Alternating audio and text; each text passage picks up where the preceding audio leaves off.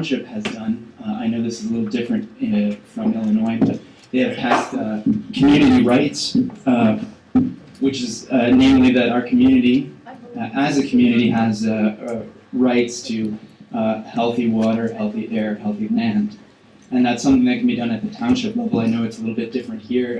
Maybe something that can be done at the county level. Obviously, there's a lot of public land which is owned by the county, and the county can commit itself to not allowing slick water hydraulic fracturing to occur on those lands. And similarly, you might want to consider that there's a great deal of truck traffic which occurs, and since you have the power to control the roads, you can control, and to some degree, the company's access to those areas. The only thing I would add would be that here in Ohio, the state has consolidated all power away from local authorities, so the state of Ohio controls it all. So you can't let that happen in Illinois if you want to control your own natural resources. That's all I can add because I don't know much about Illinois law. So one thing to be aware of course, is that the companies will come out asking to test your water if there are going to be fracking nearby. When they test your water, what they're looking to do is to establish a baseline, looking for chemicals so that they are legally protected when something bad occurs. In other words, they're looking for methane. So that's all I can add.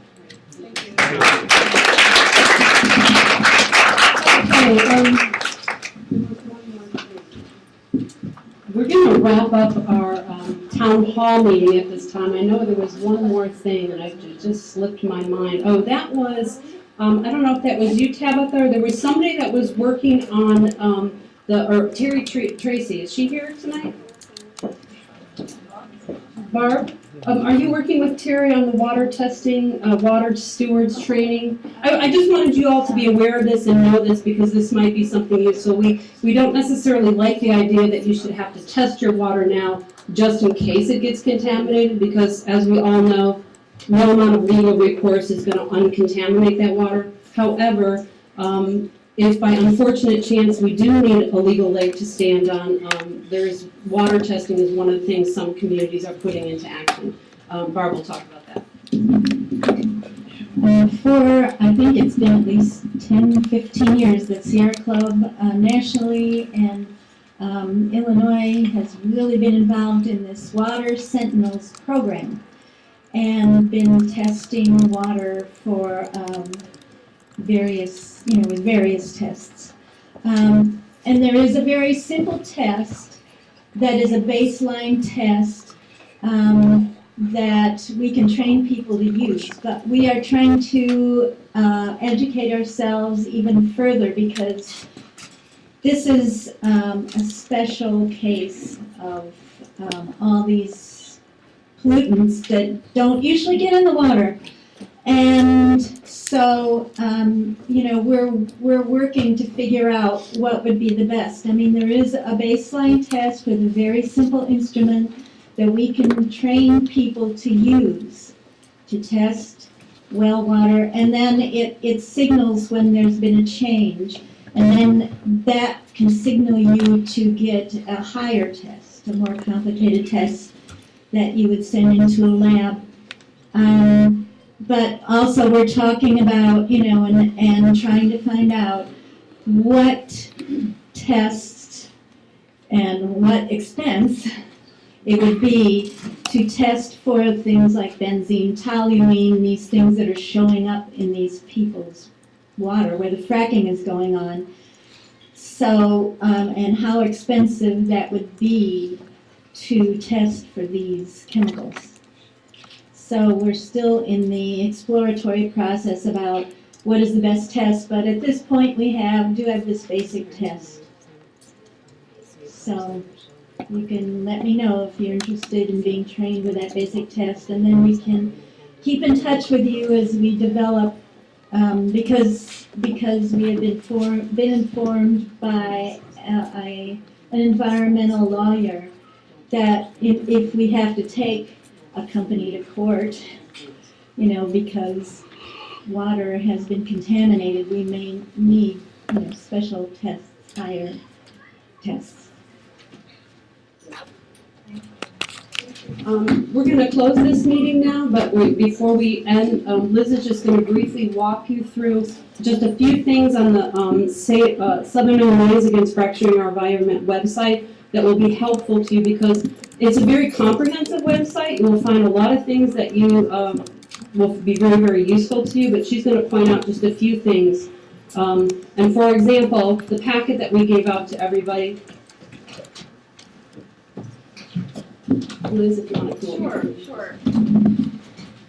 I tried to be as thorough as I could in building the website because I needed to know for sure if I felt comfortable asking for a ban. It happened in mid-January in my research. I'm comfortable asking for a ban. Okay, so I think the regulations won't fix it. It's very important when we're talking about why this is so dangerous. Obviously earthquakes, that's a regional problem. Oh, we scrolled down. Sorry.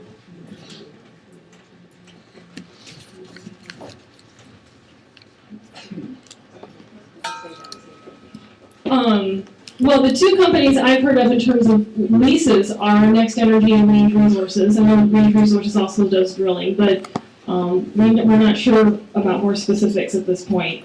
At some point that'll be relevant. I think right now we just need to get the education.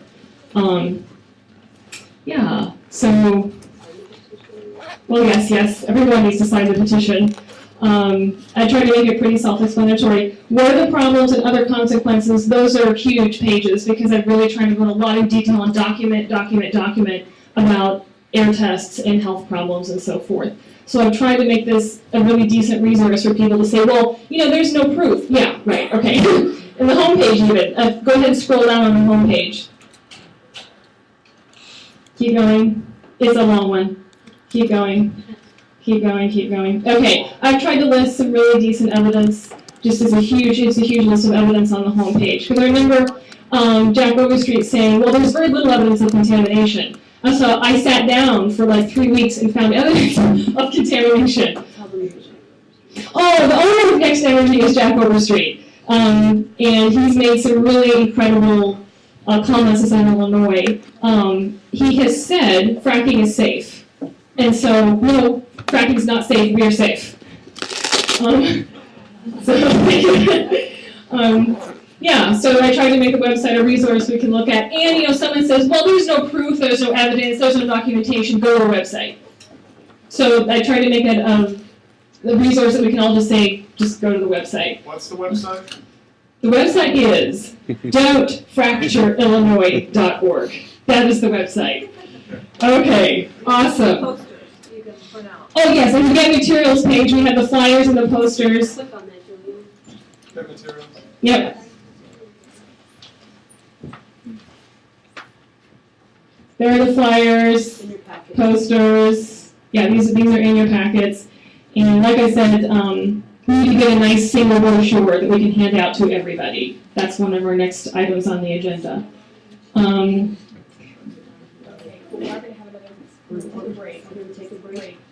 Okay, we're going to take a break. I need to get something to drink, and then we need to get specific about how we put together a brochure, what counties we're going to go to first. I just want to do a few closing comments. Thank you. I'm so encouraged that there are people here. We're going to work on this.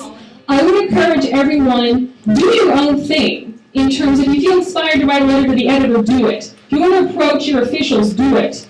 As a group, SAFE, we're going to try and come up with ways of reaching our residents in our eastern counties and so forth, and other ideas. But I would encourage you just to move forward with your inspiration and your ideas and go for it. And then if you'd like to do more, come join us, and we'd like to do some bigger specific activities. Thank you.